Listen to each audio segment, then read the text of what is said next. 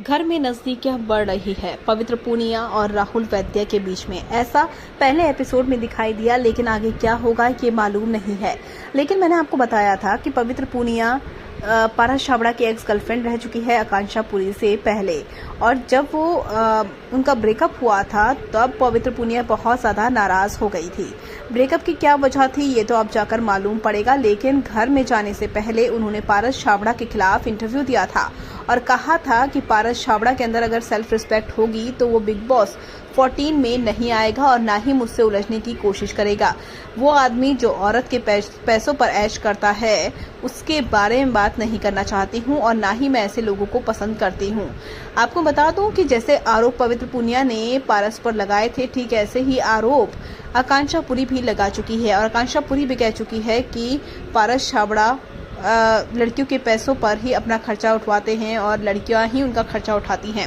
ऐसे में पवित्र पूनिया को अब पारस छाबड़ा ने मुंह तोड़ जवाब दे दिया है। पारस छाबड़ा ने कहा है कि ये तो पहले से शादीशुदा है। जी हाँ, उन्होंने कहा है कि पवित्र पूनिया ने बिल्कुल सही कहा है, मैं उसकी मिस्टेक था, वो मेरे लिए एक मिस्टेक थी क्योंकि वो शादीशुदा है और वो डेट नहीं कर सकती है और ना ही मुझे बेवकूफ़ बना सकती है। मैं कुछ नहीं बोलना चाहता हूँ, लेकिन अपना मुंह बंद रखिए और मैं अपना मुंह बंद रखना चाहता हूँ क्योंकि अगर मैं बोलूँगा तो चीज़ें उसके खिलाफ चले जाएंगी और जो चीज़ें बोलूँगा वो सही नहीं होंगी।